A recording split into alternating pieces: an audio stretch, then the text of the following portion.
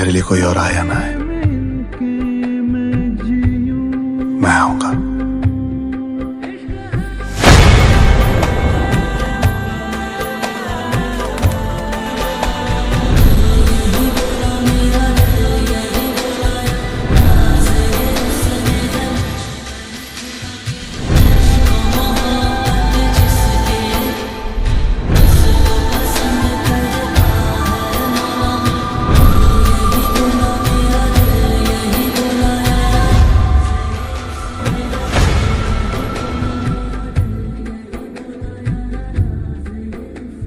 লুজিয়া বলল, ওই দেখো একটা ছাউনি, এসো আমার সাথে।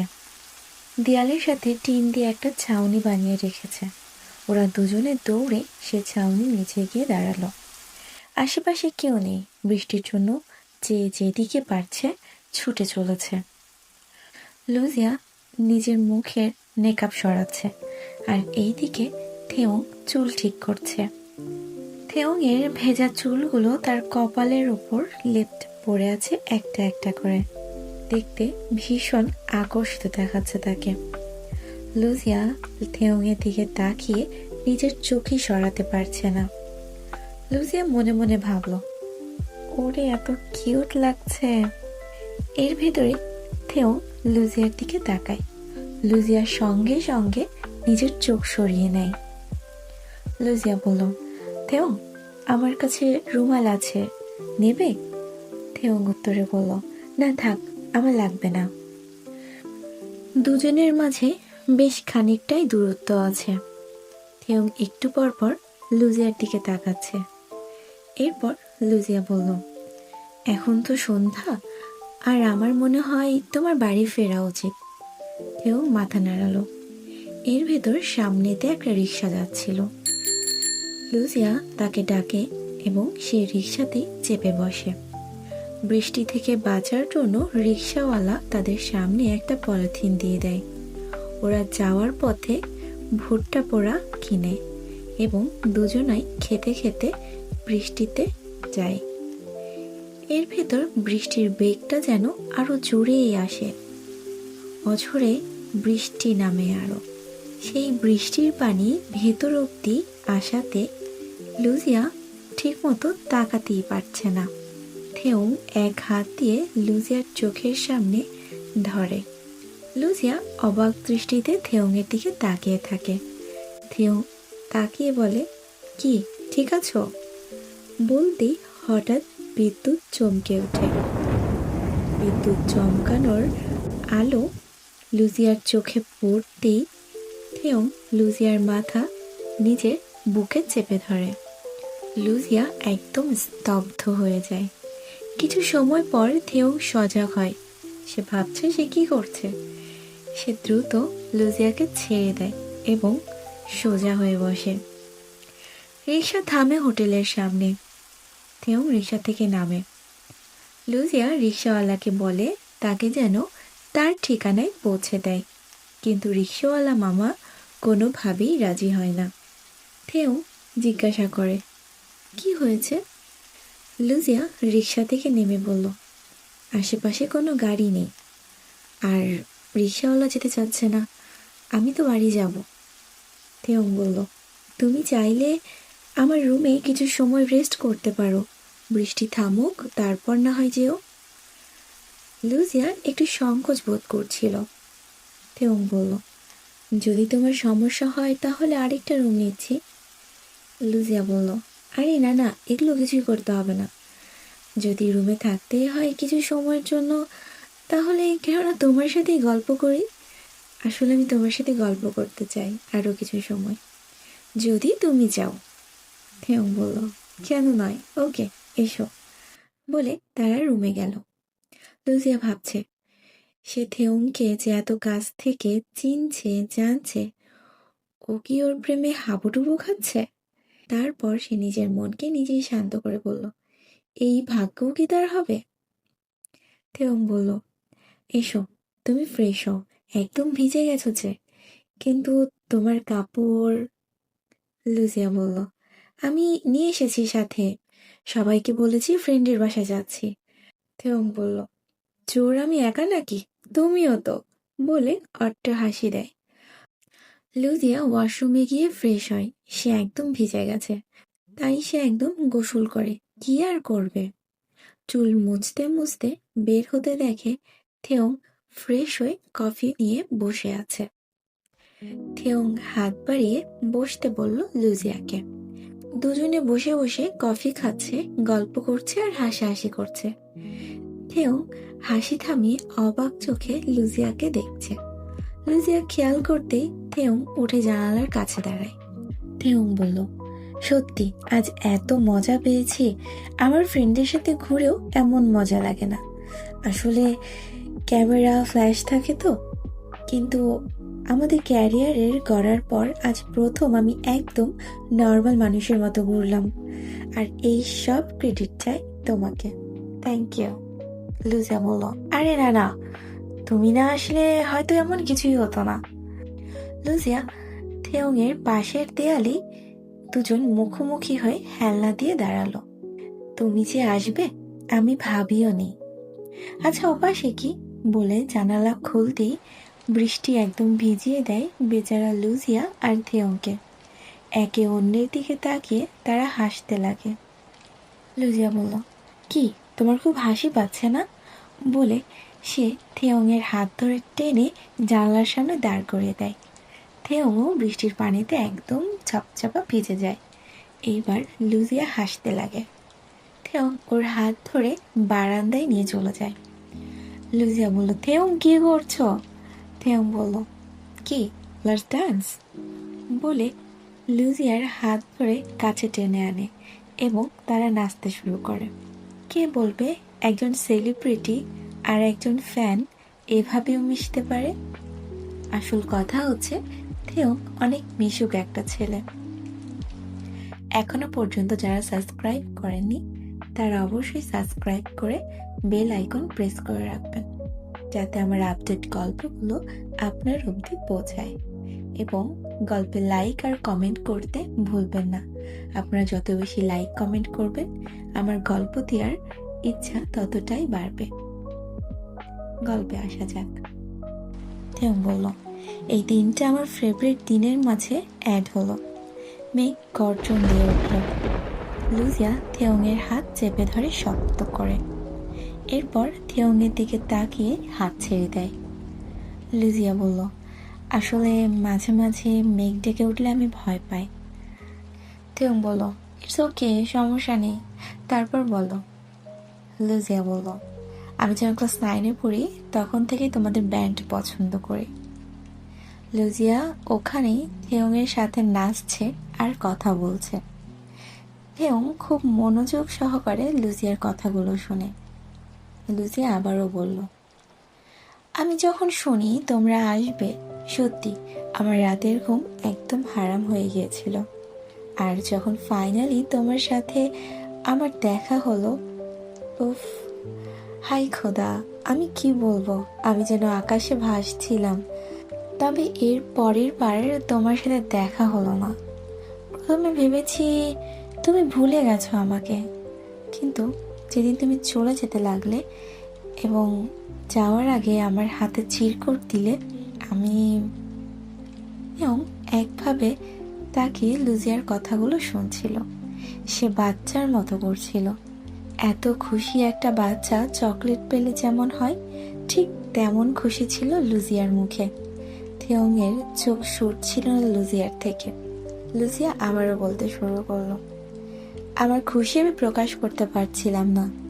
তুমি জানো, এই বোরখা আমি তোমার সাথে দেখা করব বলেই কিনেছিলাম, এবং ফাইনালি তুমি আবার আমার সামনে।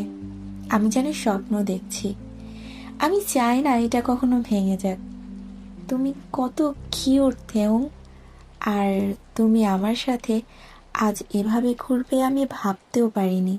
আমার চিল্লিয়ে নিজের খুশি প্রকাশ করতে ইচ্ছে করছে। সত্যি কথা, সেই প্রথম থেকে তুমি আমার ক্রাশ। তোমাকে দেখলেই মনে হয় চিল্লিয়ে বলি, আই লাভ ইউ থেয়ং। বলেই চুপ হয়ে যায় লুজিয়া। থেয়ং তখনও লুজিয়ার দিকে তাকিয়ে থাকে। লুজিয়া অন্য দিকে তাকিয়ে বলল, আসলে থেয়ং, আসলে আমি তোমাকে অনেক লাইক করি। মানে থেয়ং লুজিয়ার কাছে আসে। লুজিয়া থেয়ংয়ের দিকে তাকায়। থেয়ং এক পা করে লুজিয়ার কাছে আসে আর লুজিয়া এক পা করে পিছনে যায় এবং এক পর্যায়ে সে দেয়ালের সাথে ঠেকে যায়। থেয়ং দেয়ালে হাত দিয়ে দাঁড়ায়, যেন লুজিয়াকে বন্দি করে ফেলেছে সে। লুজিয়ার যেন দম বন্ধ হয়ে যায়। থেয়ং ঠোঁট লুজিয়ার কানের কাছে নিয়ে গিয়ে বলল। লুজিয়ার কানের কাছে গেলে লুজিয়ার সারা শরীরে 180 ডিগ্রি স্পিডে রক্ত চলাচল শুরু করে। থেয়ং মুচকি এসে লুজিয়ার গালে একটা চুমু দেয়। লুজিয়া যেন জ্ঞান হারাবে। এর ভেতর আকাশে অনেক জোরে বজ্রপাত ঘটে, যার ফলে লুজিয়া থেয়ংয়ের শার্ট চেপে ধরে। থেয়ং অবাক হয় এবং সাথে সাথে সে লুজিয়াকে নিজের বুকের মাঝে জড়িয়ে নেয়। বৃষ্টি ধীরে ধীরে কমে গেল। লুজিয়ার গরম নিঃশ্বাস থেয়ংয়ের বুকে লাগতে থেয়ং তার নিঃশ্বাস ছাড়ে এবং লুজিয়ার দিকে তাকিয়ে ওর চুলগুলো ঠিক করে কানের পিছনে গুজে দেয় এবং ওর মুখের কাছে এসে আস্তে করে বলে, আমি তোমাকে কিস করতে চাই। লুজিয়া আকস্মিক দৃষ্টিতে থেয়ংয়ের দিকে তাকায়। থেয়ং আবার বলল, তুমি বললে আমি তোমাকে কিস করব। লুজিয়া থেয়ংয়ের লাল ঠোঁটের দিকে তাকায়। থেয়ং ওর তাকানো দেখে বুঝে লুজিয়ার সম্মতি আছে। সে লুজিয়ার আরও কাছে যেতেই লুজিয়া চোখ বন্ধ করে ফেলে। থেয়ং ওর ঠান্ডা শীতল হাত ওর গলায় রাখে। থেয়ংয়ের ঠোঁট তার ঠোঁটের মাঝে রাখতেই তার সারা শরীরে এক অদ্ভুত শিহরণ দিয়ে ওঠে। থেয়ং কিস করতে শুরু করে। সে এক হাত থেয়ংয়ের চুলের মাঝে দিতেই থেয়ং তার কোমর ধরে নিজের সাথে জড়িয়ে ধরে এবং তাকে দেয়ালের সাথে বন্দি করে ফেলে। দুজনের ঘন নিঃশ্বাস চারপাশের ভেজা পরিবেশটাকে আরও শীতল করে তোলে। থেয়ং তাকে কিস করতে করতে ভিতরে যায় এবং বেডে বসায়। তার মাথায় কিছুই চলছিল না, একদম খালি। থেয়ং নিজের কন্ট্রোল হারাচ্ছে। থেয়ং তার মাথার পিছনে হাত দিয়ে তাকে শুইয়ে দেয় এবং মুখ থেকে চুল সরিয়ে চোখের দিকে তাকিয়ে বলে, তুমি অনেক সুন্দর বলে তার গলায় কিস করতে লাগে। সে থেয়ংয়ের পারফিউমের ঘ্রাণে যেন নেশাগ্রস্ত হয়। একটা বাঙালি ছেলের শরীরের ঘ্রাণ আর একটা বাহিরের দেশের ছেলের শরীরের ঘ্রাণ ভিন্ন। এইটা সে বেশ ভালোই উপলব্ধি করতে পারছিল। পার্থক্যটা বড় বিষয় না, কিন্তু এইটা তাকে পাগল করছিল। থেয়ং তার দিকে তাকালে সে নিজের মুখ লুকায়। থেয়ং মুচকি এসে তার হাত সরিয়ে ট্রিক্স করে। সে থেয়ংকে নিজের আবেশের মাঝে আঁকড়ে ধরে। থেয়ং নিজের কন্ট্রোল হারিয়ে বসে এবং তাকে পাগলের মতো কিস করতে লাগে। থেয়ং বসে নিজের শার্টের বোতামগুলো খোলে এবং তার হাত ধরে নিজের দিকে টান দিয়ে ওকে কোলে বসিয়ে নেয়। সে বলল, থেয়ং। থেয়ং বলল, কিছু বলো না বলে ওর ঘাড়ে নিজের ঠোঁট ডুবিয়ে দেয়। থেয়ংয়ের কাপড় ছাড়া শরীরে তার স্পর্শ হতেই একটু এম্বারেস হয়ে যায় সে, কিন্তু থেয়ংয়ের স্পর্শ তাকে লজ্জা ভাঙতে বাধ্য করছিল। সে এবং থেয়ং জোরে জোরে নিঃশ্বাস নিচ্ছে।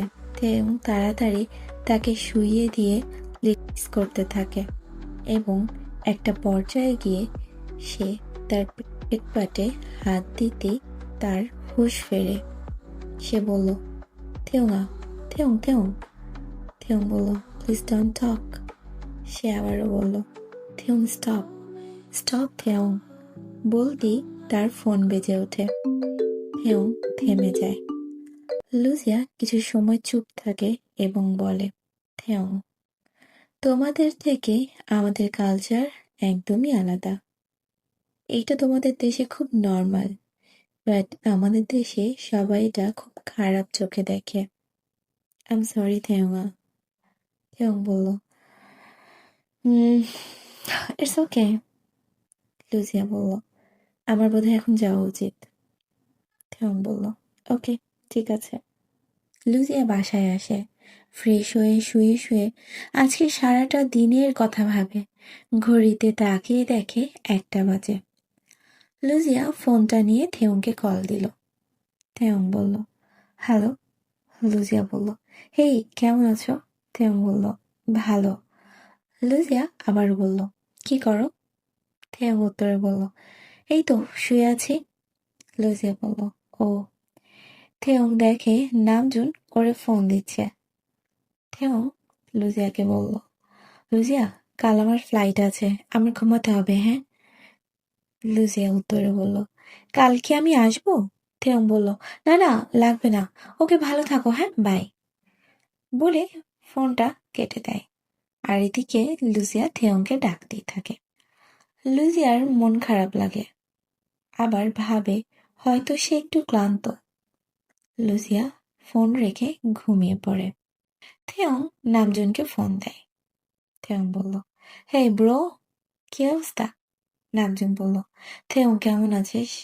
থেওং বলল, ভালো। সবাই কি করে? নামজুন বলল, সবাই তোকে মিস করছে রে ভাই। থেওং বলল, কালকেই আসবো আমি। নামজুন বলল, ওকে, তাড়াতাড়ি আয়, তোকে ছাড়া ভালো লাগছে না, জানিস তো। জিমিন বলল, থেওঙা, তোকে ছাড়া আমার ঘুম আসে না ভাই। থেওং বলল, জিমিনা, তুই এত খারাপ ভাই, ঘুমের জন্য আমারে লাগবে না। জাংকুক বলল, না, তোর প্লেট থেকে খাবার না খেলে পেট ভরে না আমার। তুই তাড়াতাড়ি আয় না, আমাদের কিউট ছেলেটা। থেওং বলল, ওকে ওকে, আসবো, রাখ, আমি ঘুমাবো। নামজুন বলল, okay, good night bro. Time skip. পরদিন সকালের ফ্লাইটে সোজা কোরিয়া। এদিকে সকাল 10টা বাজে। লুজিয়া ঘুম থেকে ওঠেনি। থেওং লুজিয়ার কাছে এসে মুখ থেকে কাঁথা সরিয়ে দেয়। থেওং বলল, hey cutie, get up get up, কত সকাল হয়েছে দেখেছ? লুজিয়া চোখ একটু ফাঁক করে। তোমাকে খুব মিস করছি কাল থেকে, বলে মুচকি আসে। হ্যাঁ, কি বলছো তুমি? সিরিয়াসলি? লুজিয়া বলল, হ্যাঁ। তুমি এত ভালো বাংলা পড়তে পারছো কিভাবে? লুজিয়া, ওঠ।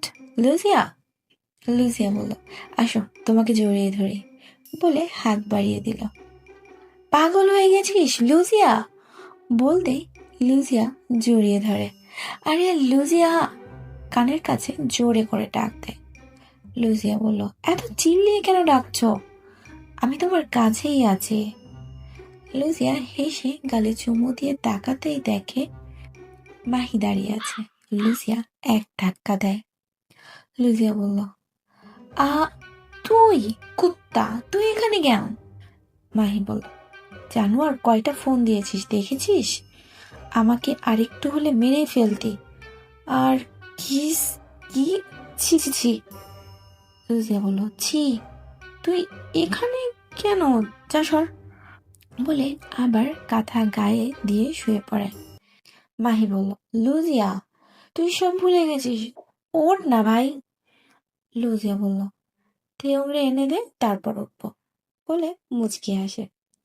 থেওংরে কই পাবো এখন? এটা কি ধরনের জেদ লুজিয়া? লুজিয়া বলল, জানি না, ফুটফুট। মাহি ফোনে থেওংয়ের ভিডিও অন করে লুজিয়ার কাঁথার ভেতর ঢুকে লুজিয়ার চোখের সামনে ফোন আনলে লুজিয়া তাকিয়ে থাকে ভিডিওর দিকে। লুজিয়া বলল, ও ওয়াও। এর ভেতর লুজিয়ার আম্মু ঘরের দরজার কাছে আসে, দেখে কাঁথার ভেতর মাহি। মাহি ফিস ফিস করে বলল, কেমন লাগছে রে? লুজিয়া বলল, উফ, খুব হট লাগছে। লুজিয়ার আম্মু অবাক হয়। মাহি আবারও বলল, এইটা এত লাইক করিস? লুজিয়া বলল, অনেক। ফোনের স্ক্রিনে চুমু দেয় লুজিয়া। মাহি বলল, তুই ব্রাশ করিসনি। লুজিয়া বলল, ব্রাশ করতে হবে না, দেখলেই কিস করতে ইচ্ছা করে। আম্মুর তো চোখ বড় বড় করে ফেলে। আরেকটা চুমু দিই। আম্মু বলে, লুজিয়া। মাহি লুজিয়া লাফ দিয়ে উঠে বসে। মাহি বলল, আন্টি। দুইজন চমকে যায়। আম্মু বলল, কি করছো তোমরা? লুজিয়া বলল, কই কি করছি? আম্মু বলল, কাঁথার নিচে কি করছিলি? লুজিয়া বলল, কই কিছু না। মাহি বলল, আন্টি আসলে। আম্মু বলল, আমি শুনছিলাম তো। লুজিয়া বলল, আমি একটা গানের ভিডিও দেখছিলাম আম্মু। আম্মু বলল, সত্যি তো? মাহি বলল, হ্যাঁ আন্টি সত্যি। হ্যাঁ আম্মু। Time skip. এইদিকে থেউং কোরিয়া যায়। ইউএন থেউংকে টেক্সট করে। ইউএন লিখেছে, কোথায় তুমি? কোরিয়া গেছো? থেউং সিন করে এবং লিখে, হ্যাঁ আমি নেমেছি, বাসায় যাচ্ছি। ওকে পরে কথা বলি। বলে থেউং অফলাইনে চলে যায়। বাসায় গিয়ে সে সবার সাথে দেখা করে এবং ক্লান্ত হয়ে ঘুমিয়ে যায় সে। থেউং ঘুম থেকে জাগা পায়, দেখে জিমিন বসে গেম খেলছে ওর ফোনে। থেউং বলল, ও শিট, আমি সে ছবিগুলো তো হাইডও করতে ভুলে গেছি। দেখে ফেলেনি তো? থেউং বলল, তুই কি করছিস? জিমিন বলল, গেম খেলছি। কেন? থেউং বলল, কখন থেকে? জিমিন বলল, বেশি সময় হয়নি। থেউং বলল, আর কিছু দেখেছিস? জিমিন বলল, না ভাই, গেম ছাড়া কি দেখবো? থেউং বলল, ও হুম। জিমিন গিয়ে থেউং এর গায়ের উপর শুয়ে পড়ে। জিমিন বলল, উফ ভাই, তোর মনে কি চলছে বুঝছি না। যে যাই চলুক, তুই আমার প্রাণের বন্ধু, তোরা ছাড়া আমার ঘুম আসে না। বলে জড়িয়ে ধরে। চেহব ঘরে আসে। চেহব বলে, এই তোরা কি করছিস? জিমিন বলল, কি করব? চেহব বলল, আমি বলি কি থেয়ং, তুই জিমিন থেকে সাবধান, তোর বিয়ে হতে দেবে না ও। জিন বলল, শাট আপ গাইস। থেয়ং বলল, আসছে আরেক মূর্খ। বলে চেহব, থেয়ং, জিমিন হাসছে। আরে শাট আপ হ্যাঁ। জিন বলল, তাই না? বলে চারজন বালিশ নিয়ে মারামারি করতে শুরু করে। বাকি তিনজনও আসে। আরে আমাদের বাদে মজা করছিস? বলে ওরাও যোগ দেয় শয়তানি করাতে। সবাই হাঁপিয়ে যায়। নামজুন বলল, তোরা আমার হৃদয়ের এক একটা টুকরা, তাই একজন মিসিং থাকলে সত্যি ইনকমপ্লিট লাগে। থেয়ং বলল, আই লাভ ইউ ব্রো। বলে সবাই নামজুনের গায়ে ঝাঁপিয়ে পড়ে। থেয়ং কোরিয়া গেছে তো গেছে, লুজিয়ার সাথে কোনো খবরই নেই। 2 দিন পরে লুজিয়া টেক্সট করে। লুজিয়া বলল, কোরিয়া গিয়ে তো হারিয়ে গেলে। 5 ঘন্টা পর থেয়ং এর রিপ্লাই আসে, আসলে আমি খুব ব্যস্ত, চায়নাতে যাওয়ার প্রস্তুতি নিচ্ছি, আর এখন আমার রিহার্সালের সময়, আসলে একটু কথা কম হবে। হ্যাঁ পরে কথা বলবো, ওকে বাই। এইভাবে 7 দিন কেটে গেল। এর ভেতর ওদের কনসার্টের সময়ও পিছিয়ে গেল। সেওলে একটা কনসার্ট হবে সেইটা ঠিক হলো। ওই নিয়ে আবারও ব্যস্ত হয়ে পড়লো পুরো টিম। 2 সপ্তাহ ঠিক মতো যোগাযোগ হয়নি ওদের। টেক্সট করলে অনেক সময় পর রিপ্লাই আসে, আবার সিন হয় কিন্তু রিপ্লাই আসে না। থেয়ংয়ের আজ প্রোগ্রাম। তারা মোটামুটি সব প্রস্তুতি নেয়। মেকআপ নেওয়ার জন্য গ্রিন রুমে আসে তারা। এদিকে সারাদিন লুজিয়া থেয়ংয়ের জন্য অপেক্ষায় ছিল। লুজিয়া জানেই না আজ ওদের প্রোগ্রাম। এদিকে থেয়ং মেকআপ নিচ্ছে। এর মাঝেই লুজিয়া টেক্সটের নোটিফিকেশন আছে, যা সকালে করেছিল লুজিয়া। থেয়ং রিপ্লাই দিতে লুজিয়া সিন করে। লুজিয়া লিখল, আমি তোমার টেক্সটের অপেক্ষা করছিলাম। থেয়ং বলল, আচ্ছা তুমি কি সবসময় অনলাইনে থাকো? লুজিয়া লিখল, হ্যাঁ থাকতে হয়। থেয়ং বলল, কেন? লুজিয়া বলল, পৃথিবীতে সবার একটা স্পেশাল মানুষ বা ভালো লাগার মানুষ থাকে, যার একটা খবরের জন্য, তাকে একবার দেখার জন্য সারাদিন কেন সারা জীবন অপেক্ষা করা যায়, আর মনে মনে সে মানুষটাকে দেখার আশা করা যায়। থেয়ং বলল, কথাগুলো মাথার উপর দিয়ে গেল, কোনো স্পেশাল মানুষ তোমার আছে? লুজিয়া বলল, হ্যাঁ। থেয়ং বলল, রিয়েলি, কে? লুজিয়া বলল, কেন তুমি? থেয়ং চুপ হয়ে যায়। কিছু সময় পার হয়। লুজিয়া আবারও লিখল, কি চুপ কেন? থেয়ং বলল, লুজিয়া, আমার একটা প্রোগ্রাম আছে আজ, পরে কথা হবে, হ্যাঁ বাই। বলে সাথে সাথে অফলাইনে গেল। Time skip. সেদিন থেয়ং আর লুজিয়ার কোনো কথাই হয়নি, বা লুজিয়া থেয়ংকে টেক্সট করেনি। Time skip. 3-4 দিন পর নামজুন সবাইকে নিয়ে গ্রুপ মিটিং করে চায়নাতে যাওয়ার ব্যাপারে, আর এরপর একটা ভার্চুয়াল জগতে পোস্ট করে এবং জানায় 2 সপ্তাহ পর তারা কনসার্টের জন্য চায়নাতে যাবে। পোস্ট দেখে লুজিয়া থেয়ংকে টেক্সট করে। লুজিয়া বলল, তোমরা এইবার দ্বিতীয়বারের মতো চায়নাতে যাচ্ছ, শুনে ভালো লাগলো। ঘন্টা 3-4 পরে থেয়ং টেক্সট সেন্ড করে, কিন্তু কোনো রিপ্লাই করে না। হিয়ুঙ্গি বলল, বয়েজ, যেহেতু এটা আমাদের দ্বিতীয়বার, আমরা তো আমাদের নতুন গান গাইব এবং এর সাথে আমাদের কোন গান চায়নাতে বেশি চলছে সেটা গাইব। নামজুন বলল, হ্যাঁ, আমিও সেটাই ভাবছি। আমি ব্যাংক পেডির সাথে কথা বলবো, কোম্পানি থেকে সব ঠিক করে দেয়। নামজুন বলল, এই যে কাগজ, আমাদের 7 জনের এক একজনের সোলো গান থাকবে, শেষে বা মাঝে সেটা থেয়ং এর গান হোক। কিরে, তুই পারবি তো? থেয়ং বলল, তোরা পাশে থাকলে সব পারবো, ঠিক আছে? যাহো বলল, তোর তাহলে আমাদের থেকে বেশি খাটনি করতে হবে। নামজুন বলল, ওকে, আজ থেকে আমরা শুরু করি, আর লাস্ট 3 দিন তুই তোর গানের পিছনে সময় দিস। থেয়ং বলল, ওকে, ডান। সবাই শুরু করে প্রস্তুতি। লুজিয়া প্রতিদিন 2-1টা করে টেক্সট করে। থেয়ং এর ব্যস্ত সময় কাটে। তারপরেও ব্যস্ততার মাঝে যখনই সময় পায় লুজিয়ার টেক্সটের রিপ্লাই করে, আবার কিছু টেক্সটের রিপ্লাই দেয় না। এইভাবে চলে গেল 3 দিন। লুজিয়ার কাছে খারাপ লাগতে লাগে। কিছুদিন পর থেয়ং লুজিয়ার টেক্সটের রিপ্লাই দিয়া বন্ধই করে দেয়। থেয়ং খুব ব্যস্ত হয়ে যায়, আর লুজিয়া ওর মন খারাপ দিনে দিনে বেড়েই যায়। লুজিয়া ভাবে সেদিন থেয়ংকে স্পেশাল মানুষের কথা বলাতে থেয়ং ওর টেক্সটের রিপ্লাই দিতে চায় না সহজে। কদিন পর যখন থেয়ং টেক্সটের দেখায় অফ করে দেয় আর দেখলেও রিপ্লাই করে না, আবার থেয়ংকে নিয়ে অনেক কথাই লুজিয়ার মাথায় ঘুরছে। নাকি থেয়ংকে সেদিন কিছু করতে দেয়নি বলে সে লুজিয়াকে ইগনোর করছে। হয়তো এই জন্যই থেয়ং ওর সাথে কথা বলছে না। এমন কি হলো লুজিয়া বুঝতে পারছে না।